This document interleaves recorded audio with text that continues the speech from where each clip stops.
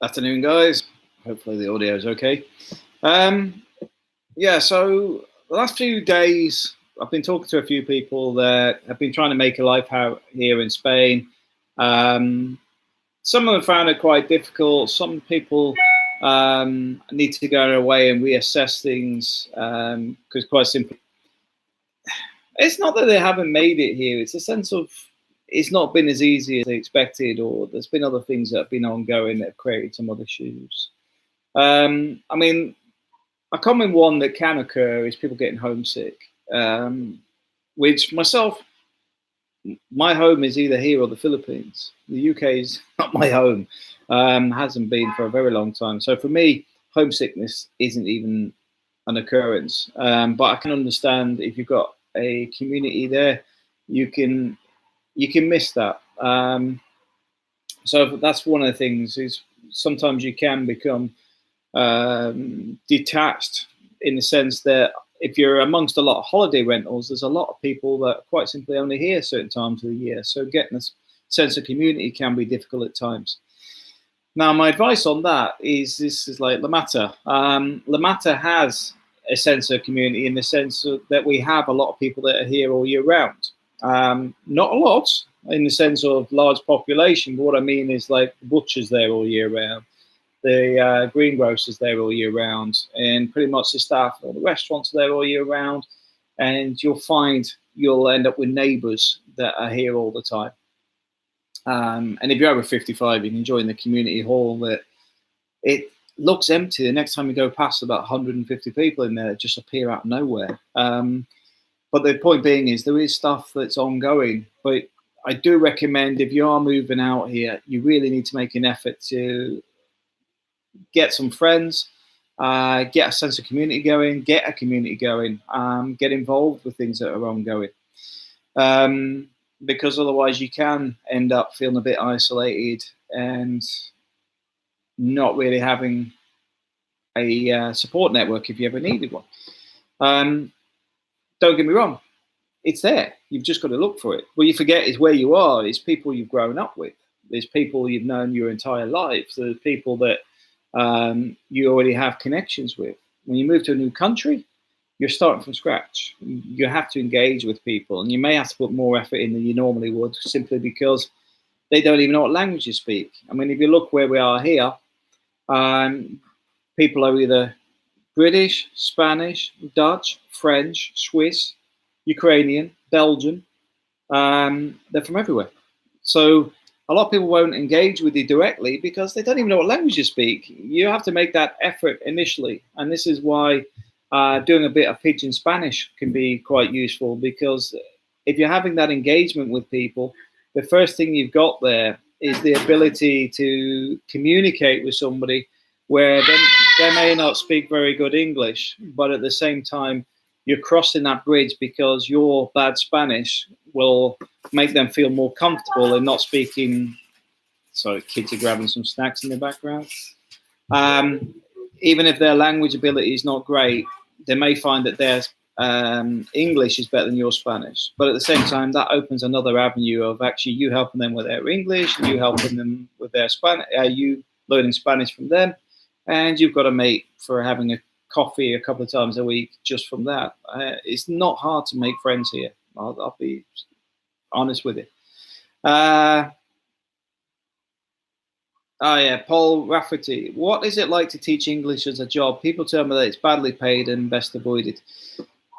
People may say that, but it's funny because some people can be quite abusive on it, especially when I was on a Facebook conversation around the fact that the American market can pay more, the Chinese market can pay more, but often they like the American accent. And somebody's like, well, why is this, blah, blah. I'm like, because it is. I mean, the American market is what a lot of people need business-wise.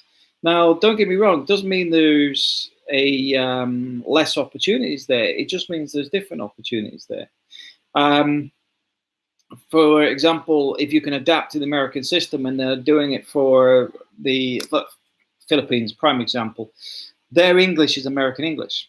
So their exams are American English. So you have to adapt to American English because the spelling differences could make them fail an exam, for example. But it doesn't mean it's impossible. It doesn't mean that you have to be working for nothing. Reality is you're looking at working from home on a local basis, probably about 10 euros an hour. Now, if you start getting into the businesses and corporations and doing private lessons, it changes. A lot of it's about the effort you put in.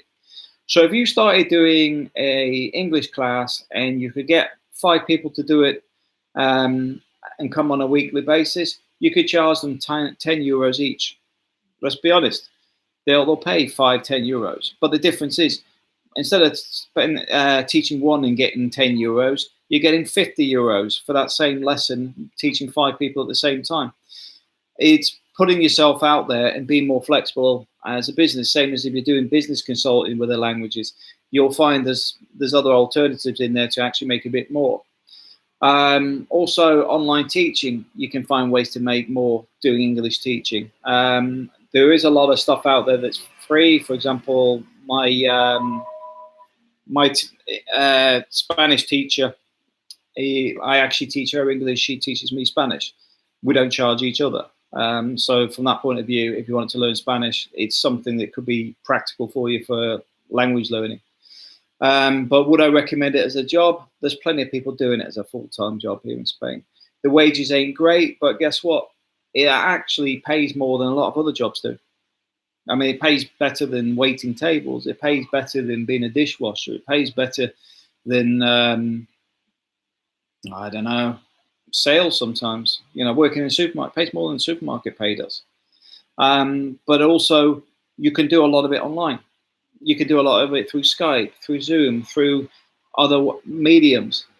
The best way to do it is actually find your own clients, though. You've got to remember, anybody that is going to make you put themselves between you and the customer, they're going to be taking a fee. Better ways to make money is if you've got a big enough place, set it up so that people come there to learn English. And there's places that do that here in Spain already, but that is going to pay more in the sense of they're going to be living in your house. So the equivalent is you're not just getting the money for the teaching and the language, you're getting the accommodation cost as well. And once you get into that sort of market, you'll find they'll actually pay more because the people are generally people with more money. So there is options out there. One thing I won't say is if people are sitting there moaning that, oh, I don't make much money teaching English or whatever, I'd say there's money there. It's like most things. It's like when people say, oh, it was too difficult in Spain because they don't like the British or whatever. I sit there and I go, what did you do?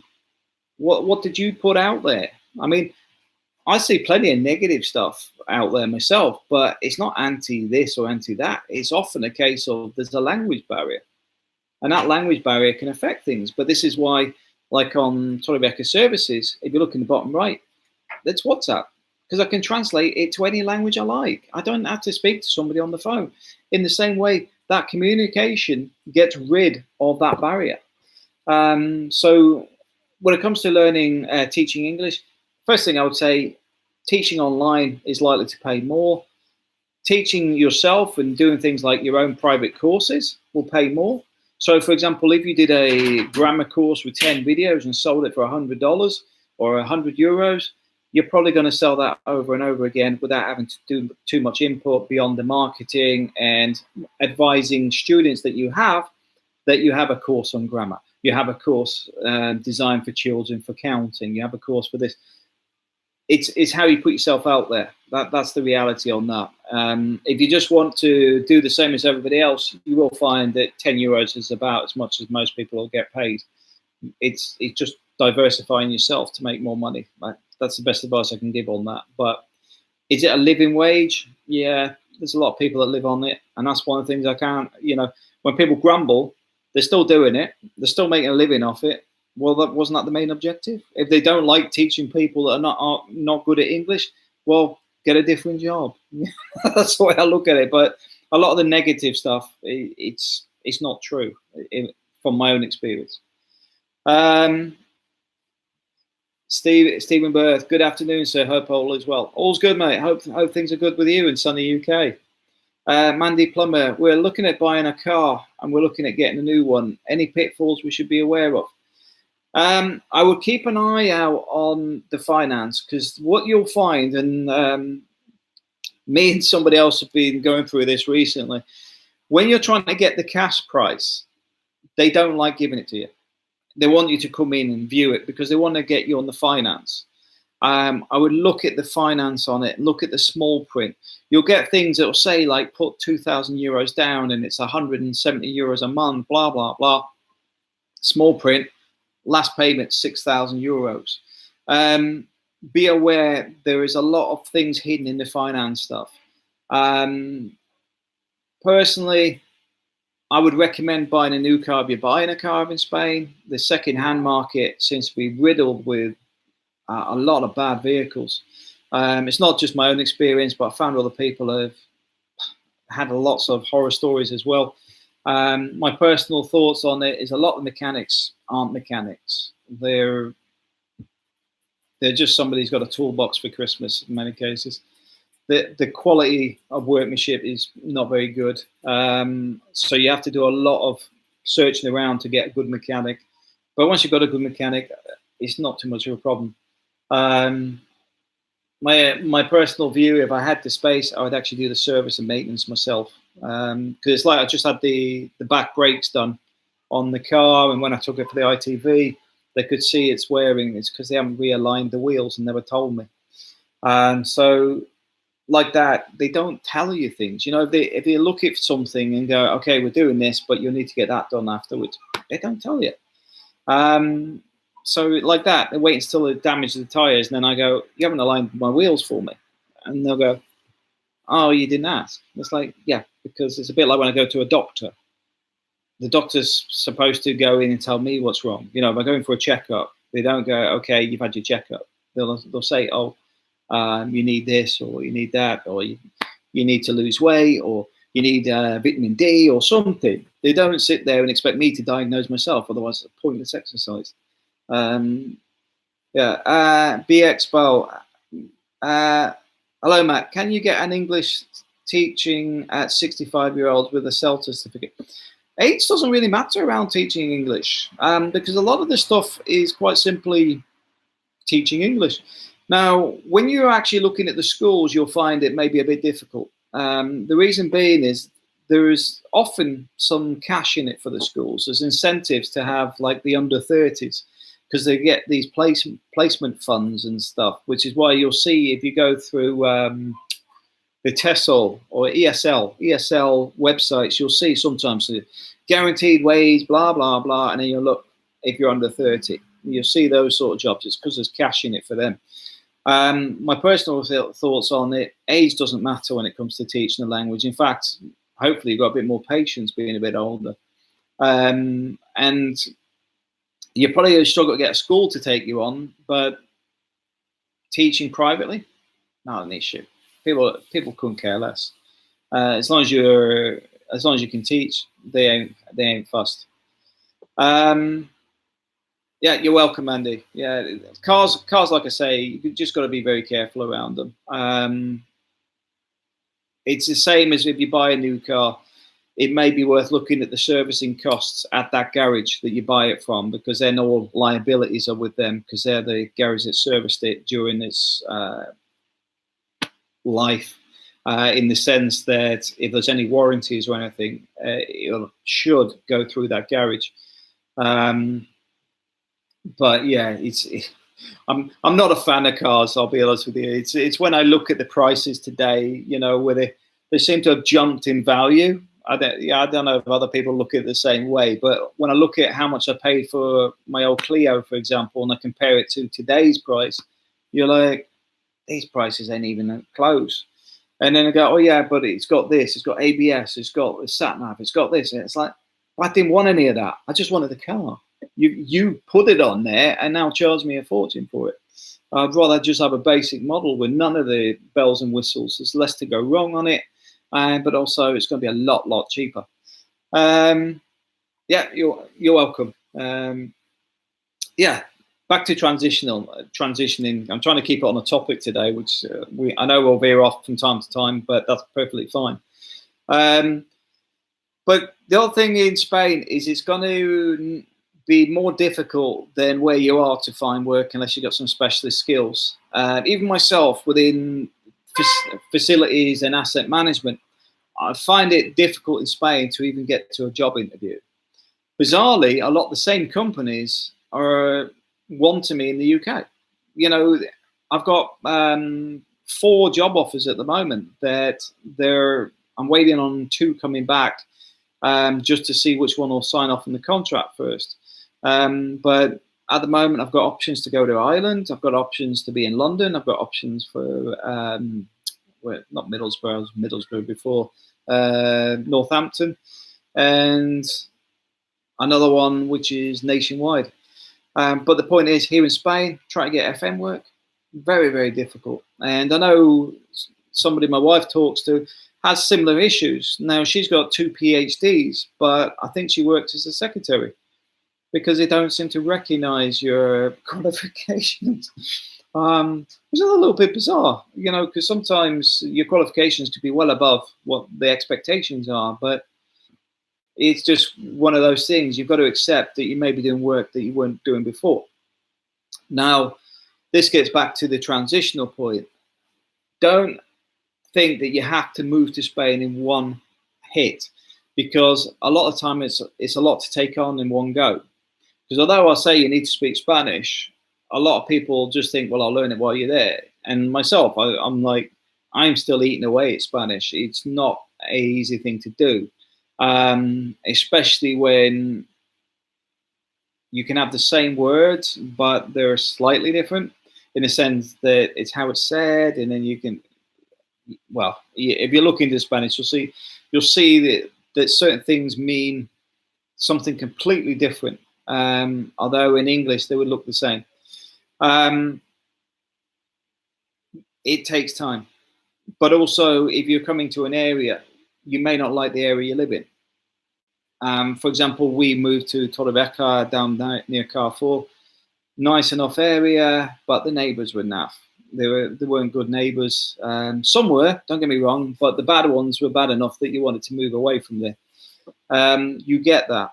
You could be the fact that you move somewhere and there's not enough to do, there's not enough shops.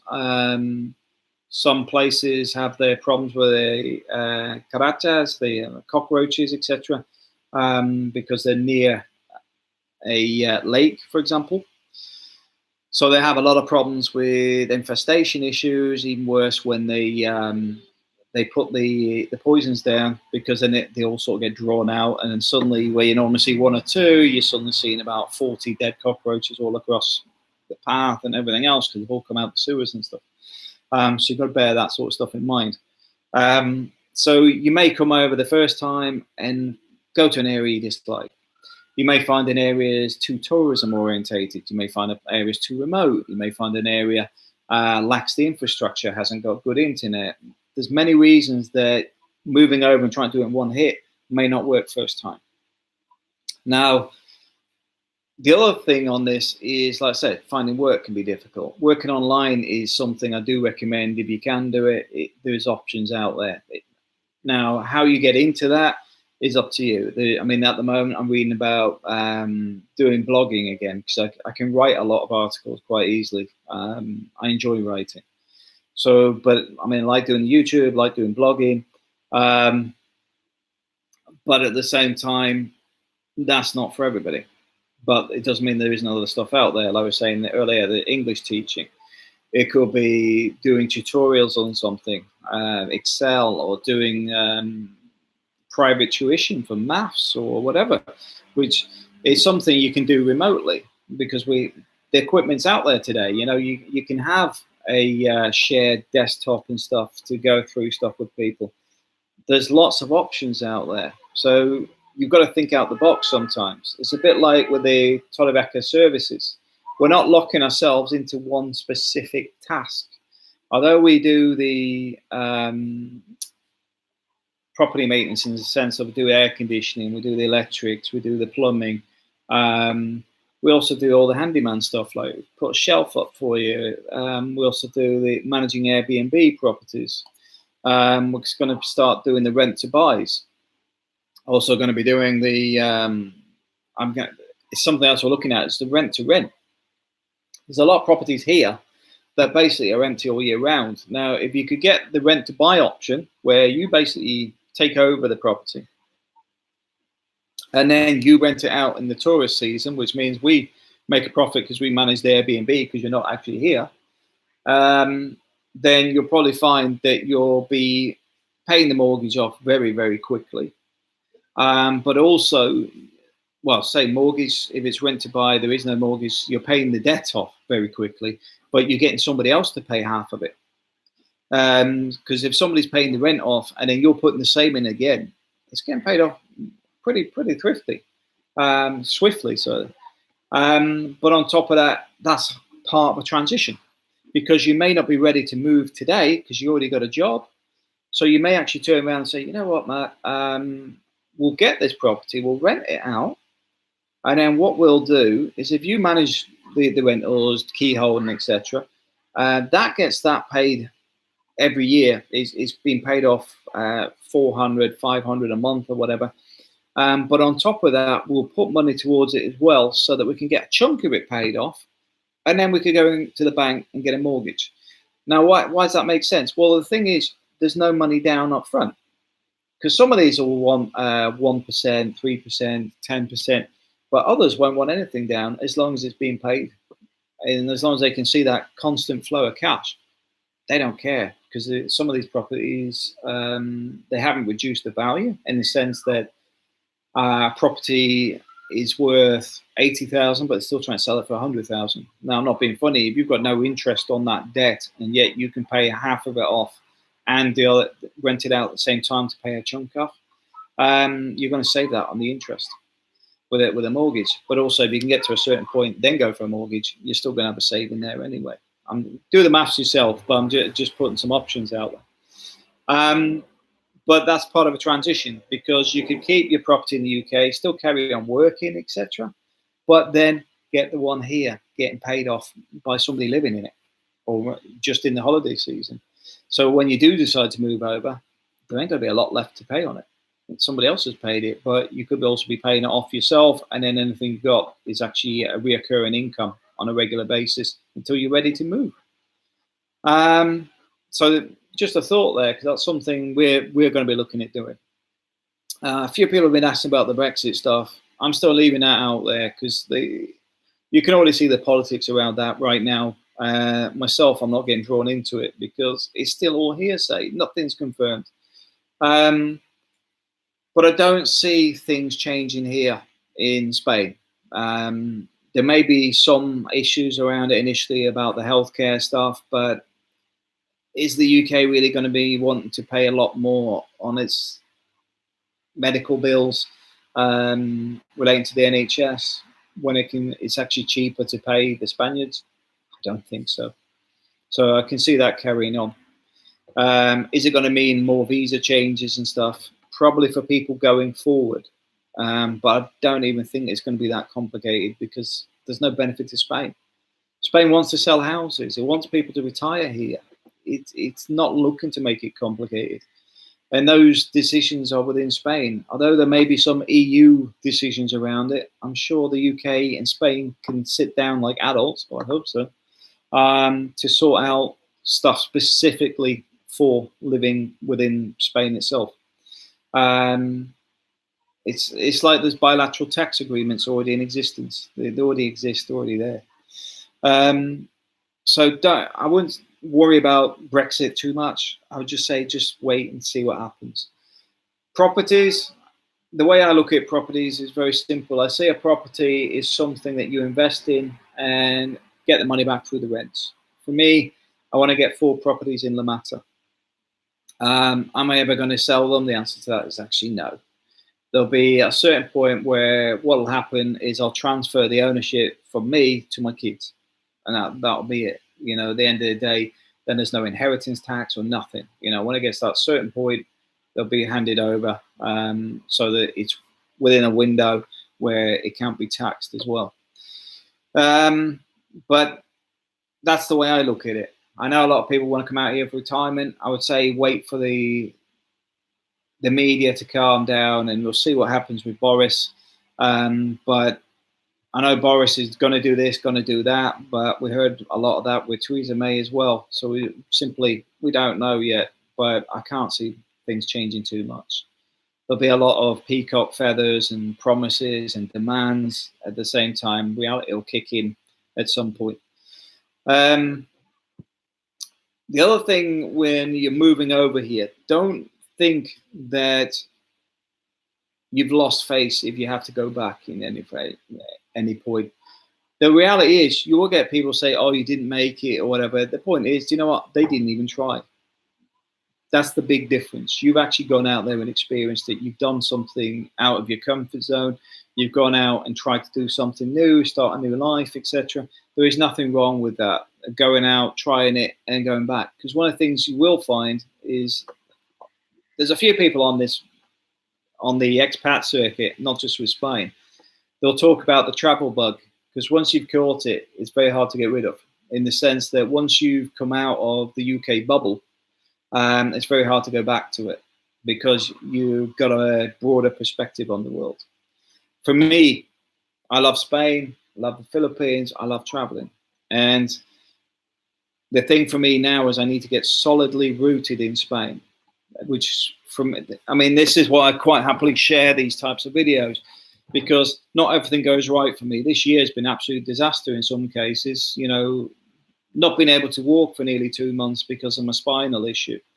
All the issues around my inheritance being basically robbed from me. They are things that are reality, but I'm still here. I haven't given up. I may have changed some of the stuff I was doing, but you've got to understand that in life, man plans or woman plans, and God laughs. Things change, but the main thing here is you get on a path to make things happen.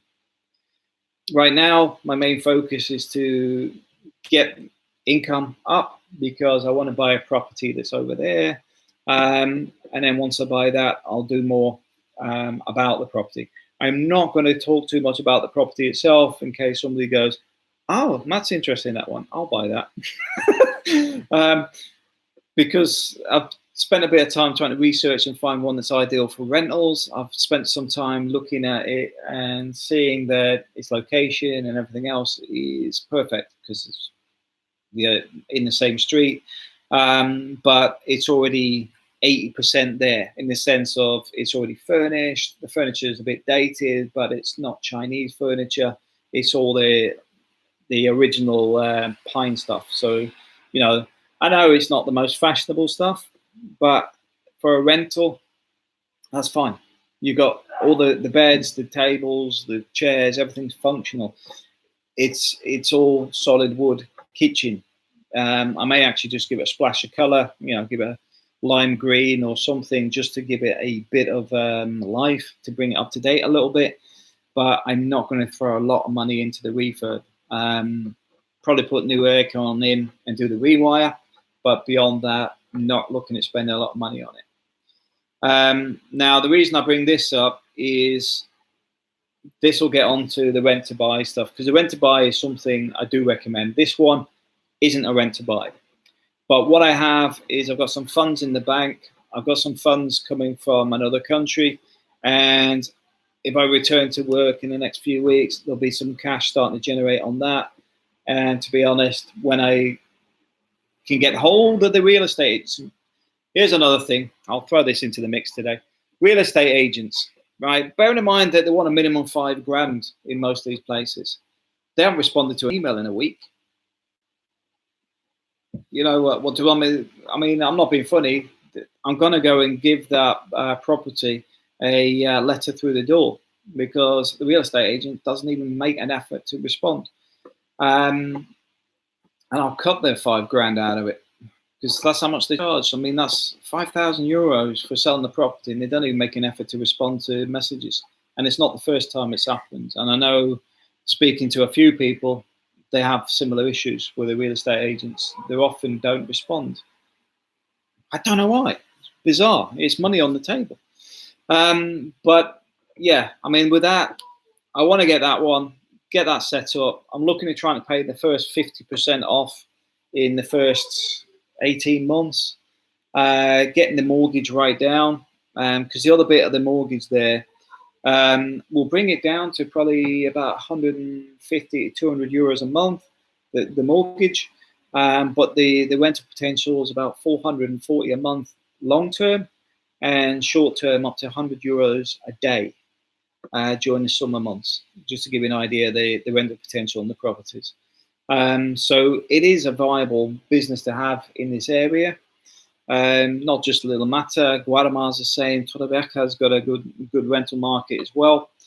But that's one of the things I wanted to bring up about transitioning, that you don't have to do it in one jump. If you rent it out, you'll get your money back probably before you move over.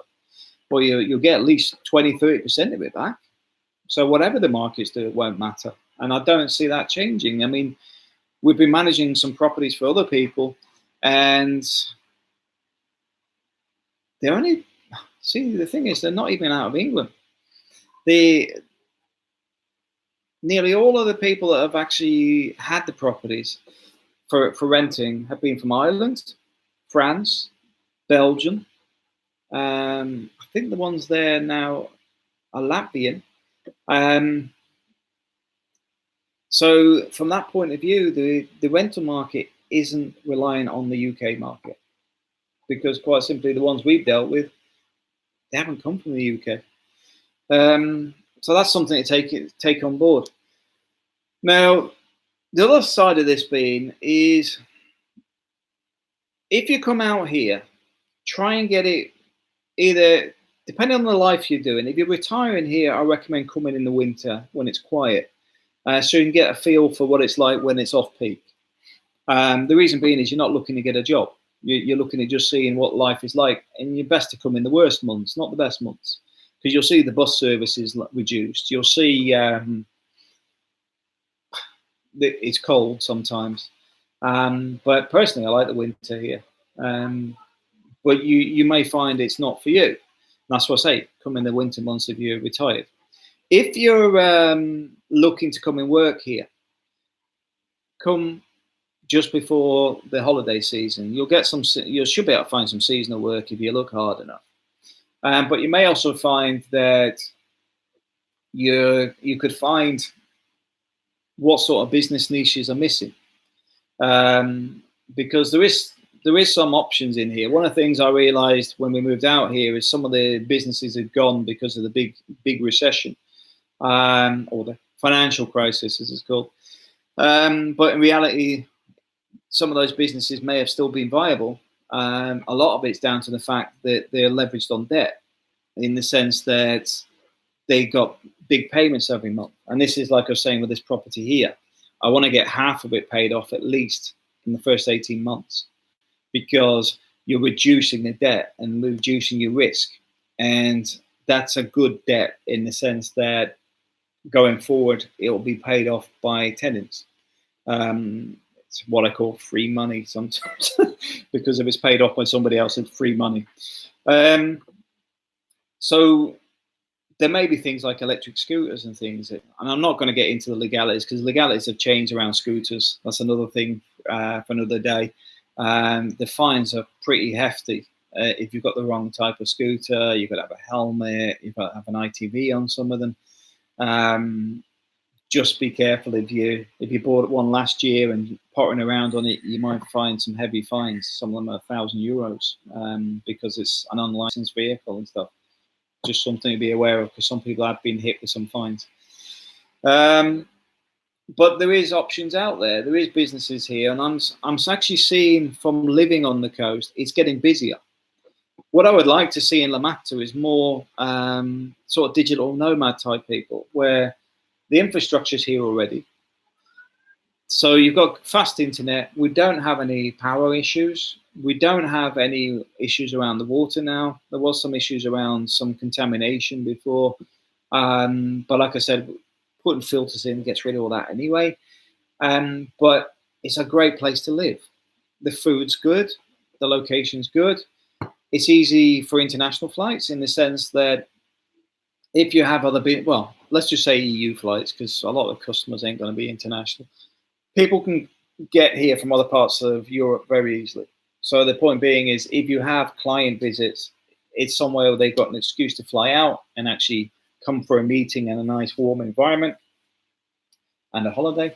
But at the same time, it's a good place to actually do business because of the way it is. You know, it's a relaxed atmosphere. You've got a very relaxing ambience in the sense of you've got the sun, you've got the beach, you've got the nature park, you've got all this stuff where if somebody wants to do a deal or you're trying to get a deal out of them, they're going to feel very comfortable in this environment, which is good for selling. So from that point of view, it would be nice to see more desert nomad types, digital nomad type, desert, because I can see it being a good hub for people doing business. Now, the other thing is Estonia's e-visa, or what's it they call it, e-resident, may be an option on that as well around the taxes. So that's worth a look at. So do recommend keeping an eye on that. Because the Estonia visa may make it easier for tax, forming the business, doing everything online, and then paying yourself out of an online business rather than the business being in Spain, which can be expensive. I don't agree with the 300 euros a month that seems to be hammered around a lot for people to pay for a small business, even if it's not making any money.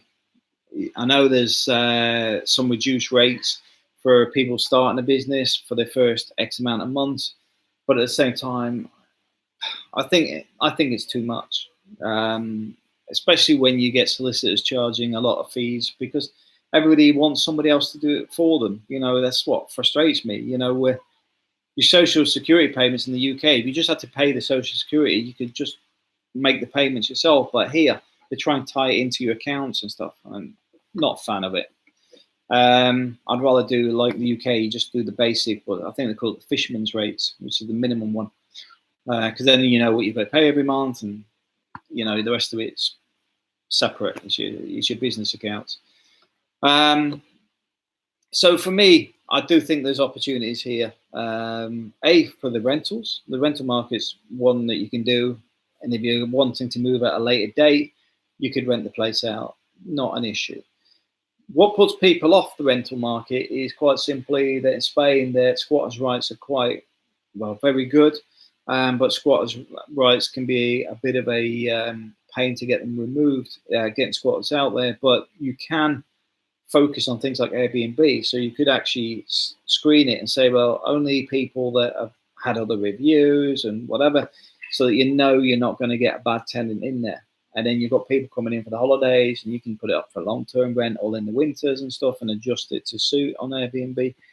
Because myself, I've got properties out in the Philippines that people can rent from, I think it's from 3 days up to a year. And even then, the year is like ongoing. You just renew it the following year. Couldn't care less how long they stay there. But the point being is the options are there. So you've just got to look at how to make it viable, reduce your risks. Like if you're getting people that you don't know, then you could have some problems. There was somebody I was reading on Facebook where they just put somebody in there for a rent to buy. Didn't really set up any paperwork by the look of it. And on top of that, they knew they were struggling because they didn't have enough money for the deposit when they first come in as well. And for me, I'm instantly like, so they couldn't afford to pay the initial, and you're expecting to pay this property off in X amount of time. Absolute madness. Because it was pretty obvious they didn't have a job. But people get caught out every day. That's why I sort of say sometimes you've got to make your own decisions on this stuff, your own decisions on that, because you want to move away. I don't want to take responsibility this way. A lot of time, like with the crypto stuff, I do bits on crypto. I do bits on the different types of trading, but I don't really talk about too much because people need to make their own decisions and do their own research, so that they've got their own risks. It's not my risks, it's their own risks, it's their money. And it's like with a property. I can show you that the markets here is buoyant, because I see it. It's very, very busy. At the same time, you can do your own due diligence, look how busy it is yourself, come out here during the holiday season, review how many properties are available on Airbnb at certain times of the year, so you can see, is it really that busy? Because you should be able to see how many are fully booked, etc. You know, was there 50 available and now there's only 2? It gives you an idea of how quickly things went out here, because they do. Now, the other thing is, if you don't make it here, like I said, if you get people going, you go back and says, well, you didn't make it in Spain. You say, well, you know what? I had a good 6 months in Spain. Tried something new, done something a little bit different, and I'm going to go back. I've come back, recouped, realized I need to learn Spanish, realized I've seen a business opportunity. I'm going to come back and research it, buy some other bits and pieces, prepare to go out there again. Now, myself, I'll give you an example. I've been overseas as such for 12 years, because before I come here, we're in the Philippines. And if you can make it in the Philippines, you can make it anywhere. Because most jobs, A, they don't pay enough for most Westerners, but B, a lot of the jobs you can't even have. So if you can make it there, you can make it anywhere. But B, what I do is I look at opportunities. The Philippines was rental market. Philippines was building computer systems, call center market, stuff that you can actually do yourself. Here now, I see the opportunities are around maintenance. Now, myself, when I go back to the UK, I'll be picking up an air conditioning training course, and I'll be picking up a brazing course, and the courses related to movement of gases, because then everything's qualified, it's all verified, certificated, and it puts me above a lot of people already out here, in the sense that I've got all my papers. The next thing on that is I'll buy a load more tools. So there'll be a load of extra tools brought in for those specific jobs, and I'll be upgrading a lot of the tools that I've lost due to the issues around the family issues. So I'm going to probably end up spending about £3,000 on tools. I'll be buying a van, gearing it up towards a business here full time. Why? Because I did my due diligence. I did my research. I see how much there is available here. I see there's opportunities here. I see that a lot of these properties are 1980s construction and haven't had rewires. They haven't had new sockets, which are now brittle. They're people want to change the front doors. They want new shutters. There's a lot of maintenance stuff to be done on these properties. But also, because these are 4-story high, it's predominantly all apartments here, it's got high density. So there's a lot of properties in La Mata, Guatemala, Torrevieja, and then you start going out towards Orihuela, Quesada, you get into the houses and stuff. But the point being is there's a lot of properties in the area. That's looking for the opportunities, and the opportunities are around maintenance. Yes, there's a lot of people already doing it. Yes, there's a lot of competition, but this is why a lot of it is focused on the matter directly. You know, for example, we do the cleaning stuff, the key holding and things, and the advantage we got is like when somebody had a problem at 3 o'clock in the morning, we just nipped over and sorted it for them.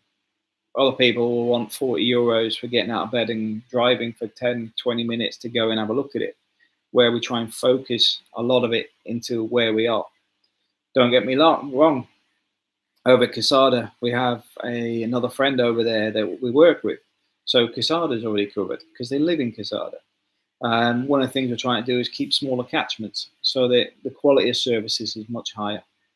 But that's a prime example of looking at what's available. And that's what I'm saying. If you don't make it first time, don't worry about it. If it takes you 2 or 3 attempts, that's life. The difference is not giving up. It's not whining that Spain didn't open its arms to you and offer you everything on a silver platter. It's the fact is you're adapting to a new environment. You're adapting to a country that doesn't speak your language. You need to speak theirs. You're adapting to a country where its system is very socialist. This is why there's a lenient, you know, the squatter rights are so good for squatters. but at the same time, there's other benefits with that. I find that Spain as a country is a good country. I find that the schools are good. I find the people generally are nice. I find that although the salaries often aren't that high, people can manage on them. I'm trying not to say negative things about the UK today, but the point is, it's not a rat race. It's about an ambience lifestyle. You know, it's about being sustainable and just enjoying life. It's completely different to the UK. And that's a couple of things I want to say on that. Is that's the important bits. Is that the gearing up here is about sustainability and being long term. You'll probably do stuff that you don't normally do, but like I said, if you start making money online, you'll find you'll make more money than a lot of people make here. The stuff we're doing online at the moment, I'm earning the equivalent of somebody's month's salary in 2 weeks. And I'm sat at home on Skype with a headset. They are doing whatever they have to do, and they may be on split shifts. Because like in a restaurant, sometimes they'll like work the morning, go home, then come back for the evening. Some of the supermarkets do that. Some of the, well, a lot of companies do that. They'll have the afternoon off and come back. So bear in mind, you're often in a better position than many Spaniards, because a lot of this market's geared for, guess what? People who speak English, where the jobs outside the door are geared towards the Spanish market, which is the split shifts and everything else. You've just got to think out the box. And like I said, don't get hammered down. Don't get hammered down with the negative stuff. When you look at it from the positive aspects. The country here, I mean, some people say, oh, it's arid, it's this, it's that. They obviously haven't traveled around Spain, but on your doorstep, you've got good weather. On your doorstep, you've got, I mean, in La Mata, I can't even remember a crime being committed. I've never seen one. I've not seen it in the papers. I haven't seen anything except for people with small dogs in there, letting their dogs go wherever they want. Beyond that, I don't really see much crime being committed at all. No car break-ins, no thefts, no burglaries, no robberies, no drug abuse, nothing. None of the negative stuff that we often come across elsewhere. You've got a lot of things that are free. I mean, when we have the concerts in the plaza, there's no security there because they don't need it. People behave themselves. You have a lot of events that are family orientated. You have a lot of things going on that are, just free, which in the UK you get charged for. I said the UK, I was trying to avoid that. But the point being is, it's a lifestyle change. And take those positive things on board. Because when you're going, well, I don't get paid as much as I do in the UK. The way I look at it is, you don't. But for me, my child's tuition is dirt cheap compared to the UK. The schools will have the kids till 5 p.m. And not saying that in a negative way, I'm saying it in the fact that the kids have extra activities. So there could be Lego club, could be robotics, could be learning Russian, could be other things. The point being is the activities are there, which would cost a small fortune in the UK. You have a lot of community stuff ongoing throughout the year. You've got to look for it. I'll be honest with you. I mean, I've talked to a few people about this because they're not very good at advertising and making people aware of stuff going on. But there is a lot of stuff that goes on for the community. There's a lot of stuff that goes on for the tourism. You've seen a few of the concerts on the videos. There's a lot more activities throughout the year than I've shown. But the point being is, this is La Mata. Torrevieja has more. Guatemala has more. Orihuela has more. Casado has more. There's a lot of stuff that's going on, and most of it is free. So from a family point of view, it's very, very nice. People sit around the table together and have dinner together. There's a lot of very, very happy people. The point being is that you've got a different pace of life here. And a lot of it is just about paying the bills. And once the bill's paid, it's like people are chilled out. They're not fast. You'll see a lot of the Spanish are just chilled out and laid back. Not really. And is it wrong to be that way? I don't think so. I think they've got it the right way. I think in the UK, I keep doing it. We often buy stuff we don't need. I find that a lot of the Spanish don't buy anything they don't need at all. They'll still have their Ford Cortina, for example, or their try to think of the other. There was an old Nova I've seen, which I hadn't seen since the early 90s. But they look brand new because they're looked after. And it's not because they're classic car collectors. It's because that's the car they bought and they've just kept it. Paul Rafferty, are you worried about Brexit? Yeah, I'm not. I couldn't care less about Brexit. The thing with me is there's other options open to me. This year, April's starting to do it now. She's going to look at her permanent residency of Spain. The thing with April, because my kids come over, and April come over from the Philippines, once they become under the Spanish system, I'm protected under my wife's rights. But also, as I mentioned earlier, there's a work opportunity I'm hearing about next week, which is for Ireland. Guess what? My wife and kids can come to Ireland and visit me when I'm working, which is better than I get when I go to the UK. So it's already something I've adapted to. I mean, it's not just about the Brexit; it's just generally the way the UK is. I mean, I'm not. Yeah, I will knock it. I'm trying not to, but you ask the wrong questions.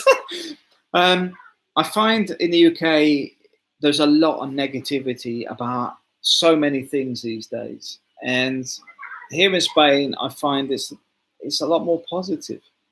Although they have politics and stuff that's ongoing, there's a lot of good stuff going on as well. I find in the UK it's constantly dragging itself down. For example, the owners of this apartment, you might have seen some of his videos or not. Ruben does a lot around the organics, and he does a lot around the peppers that are famous from Guatemala. Because what they do, I might have mentioned this before, so apologies if it bores you. What they do is they put the peppers out on the sand, and then they leave them to dry for nearly a month. And they're very, very flavorful. They taste fantastic. And the organics are very, very good. And he's been on TV regularly about talking about the organic food. And I think the organic market here is about 60% of the market. They have a lot of organics anyway. That's what's bizarre. They're not having to move to organics. A lot of time, things never went commercial in the first place. But that's a positive thing. He's showing the things around that. And then you've got things around the turtles and things around, because they arrive on the beaches. You have things, La Mata wine.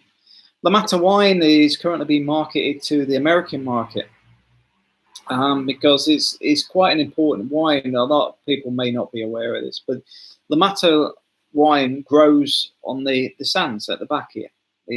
It's the vineyards. You might have seen it in some of my pictures. It makes it a little bit unique. The climate, the eco-climate it's in, makes it very, very good. To the point that it's being marketed to the US market at $30 a bottle. I might, I'll see if I can go down to the bodega this week. I'll see if I can get a chat with the guy there to talk about the La Mata wine. I'll do that as a separate video. But the point being is there's a prime example. There's positivity. The same as talking about living here and doing that sort of stuff. It's all, we talk about positive, but it's not false. I'm not selling anybody a dream here. The reality is getting work here is hard. Making an income here it's hard, but if you can crack that, the rest of it will follow. Because you don't need as much to live here. You don't. In the UK, you buy a lot of stuff you don't need, and here I just find that we don't need as much. I've got to admit, I do buy a lot of gadgets. I'm famous for that. But beyond that, do I want a newer car than the one I've got? No.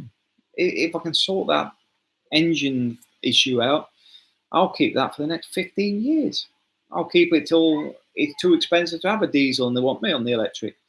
I'm not keeping up with the Joneses. In the UK, any of these jobs I take, they're going to give me a brand new car. And I call it fleecing in the sense of finance leasing. But the way the tax system works in the UK, you're basically paying the cost of a finance vehicle. It's a fiddle. It's got to be a fiddle with the car companies.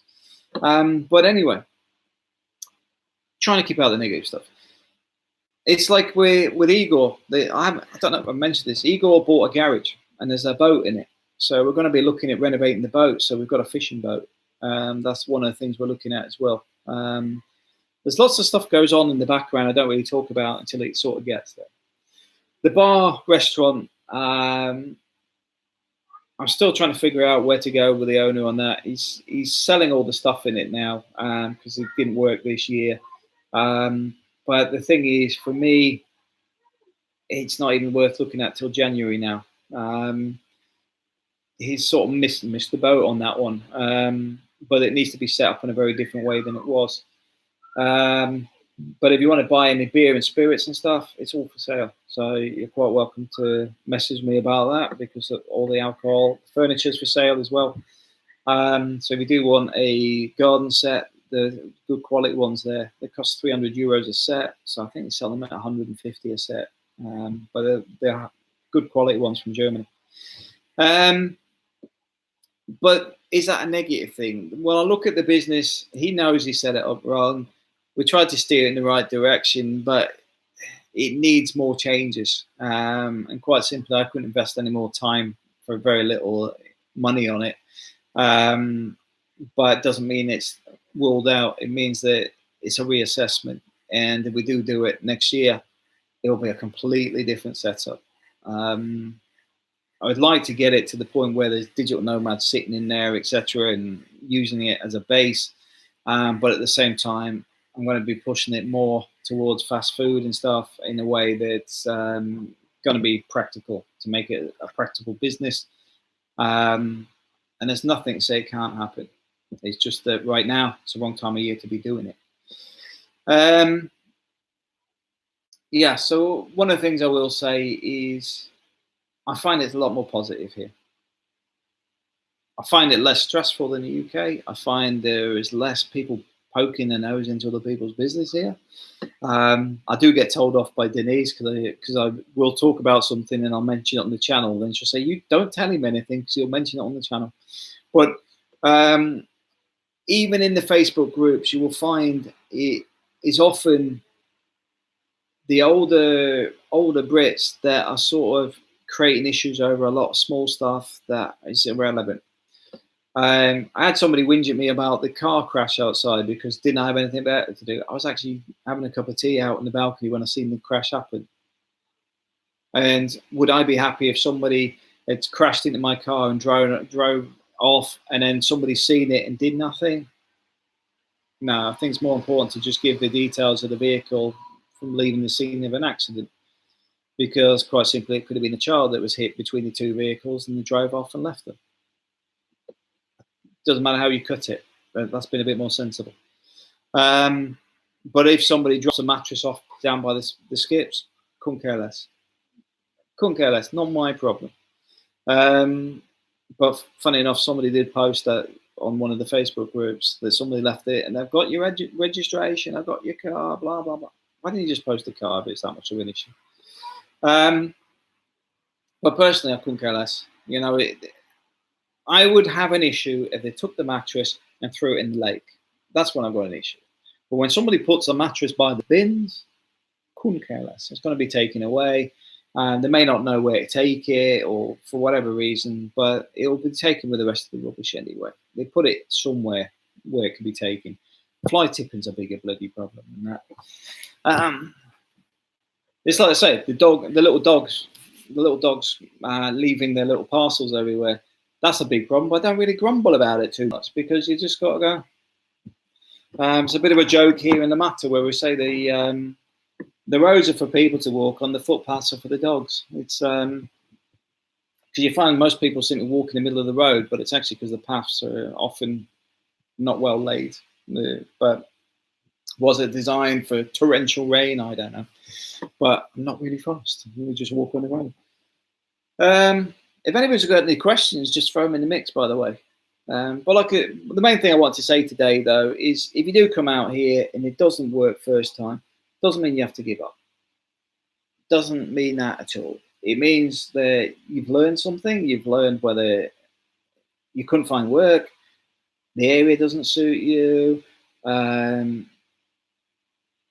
maybe you had some health reasons, maybe you got a bit isolated, maybe Spain just wasn't for you, you just didn't like it. But the point being is you walked away with experience, you tried something new, you did something out of your comfort zone, you did something that you actually got something from. That's what I say, focus on the good side, not the bad. You come out of there with a lot of positive stuff. It's always very easy to be negative about stuff. And that's what I'm saying, that's the big problem I have with the UK. It's very easy to be on the negative stuff. But anyway, if there's no more questions, I'll cut this one off because it's already an hour. But yeah, I do recommend if you're looking at coming over here and you're worrying about budgets and stuff, it may be good to look at buying to rent it out, or buying and renting, buying a rent to buy and then renting it out if you can. The holiday season definitely works, but also remember, here's another thing. If you rent it out for the 3 months of the year where it's the highest earners, you can still come here in the winter months and it's pretty much costing you nothing. Somebody else is paying your mortgage for you. So anyway, take care. Speak soon. Thanks for watching.